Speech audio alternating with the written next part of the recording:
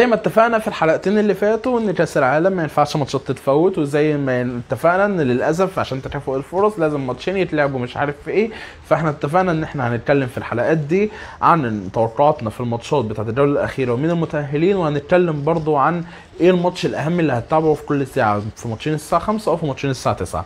وعلى السخان كده بقى نبدا في ماتشات الساعه 5. ماتشات الساعه 5 هتكون ما بين كندا والمغرب وكرواتيا وبلجيكا، المجموعه اللي فيها المغرب وكرواتيا في المركز الاول والثاني باربع نقط، وبعديها بلجيكا بثلاثه وكندا بصفر، وودعت المجموعات خلاص.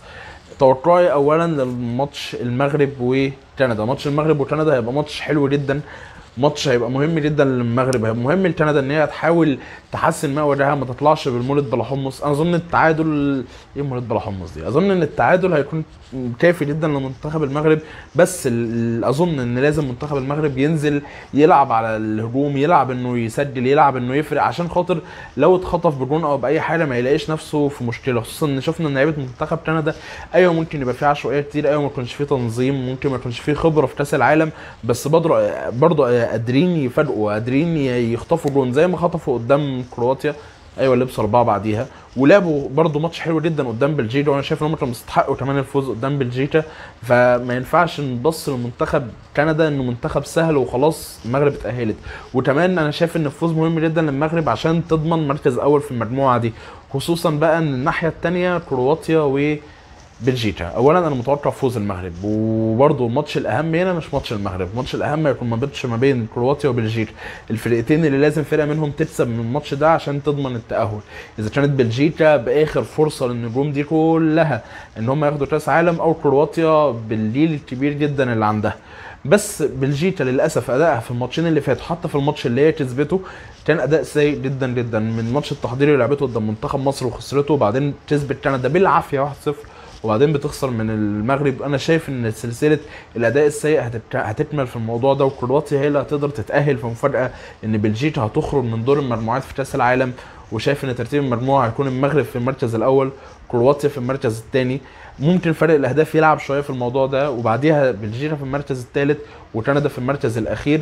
وبلجيكا هتودع البطوله، والجيل الكبير جدا اللي مع بلجيكا ده هيخرج من يعني الباب الضيق جدا، ان لعيبه كبيره جدا زي دي والجماعه كلها مع بعض في منتخب قوي جدا ما يقدروش يحققوا اي بطوله في الفتره الطويله بقى مع بعض، ولا يورو ولا كاس عالم. بص لو حبيت تحدق ما بين الحلويات بتاعت الخمسه والحلويات بتاعت الساعه 9، فالزمالك والمصري هيلعبوا ايه في الدوري الساعه 7، حته جبنه رومي كده في النص وتروح داخل على طول على ماتشات الساعه 9 اللي هتكون ما بين اسبانيا واليابان وكوستاريكا والمانيا.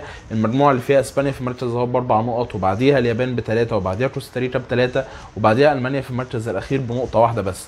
المجموعه دي كان حالها هيتغير قوي لو كانت قدرت اليابان تكسب كوستاريكا، كان المانيا هتنزل واسبانيا هينزلوا بدوافع مختلفه جدا. الماتش كان ممكن نلاقي اسبانيا قدرت تكسب او المانيا هي اللي قدرت تكسب، كنا هنشوف اظن ماتش امتع بين الفرقتين. بس فوز كوستاريكا خلى الموضوع اهدى شويه، خلى النقطه كافيه بالنسبه للفرقتين.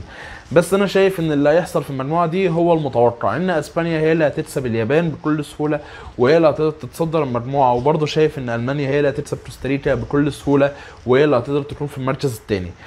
ايوه بقول بكل سهوله، بس انا شايف ان الماتش اللي هيكون امتع في المجموعه دي والماتش اللي هيكون لازم يتشاف هو الماتش اللي هيكون ما بين اسبانيا واليابان، مش عشان اي حاجه غير ان اليابان منافس اقوى شويه من بلجيكا.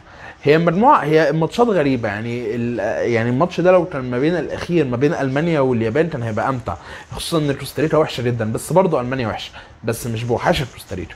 فهي دي النقطه اللي ممكن تحلي شويه اسبانيا واليابان، ان اليابان على الاقل عندها فرصه، مش عايز اقول تكسب بقى ومش عارف ايه، بس عندها فرصه تكون خصم رخم قدام اسبانيا، على عكس كوستاريكا اللي انا شايف ان الموضوع قدام المانيا هيبقى سهل شويه، وهيلاقوا نفسهم برضو بيخسروا، والمجموعه كلها في الاخر هتكون زي ما قلنا اسبانيا اول، المانيا تاني، وبعديها في المراكز الثالث والرابع اليابان وكوستاريكا.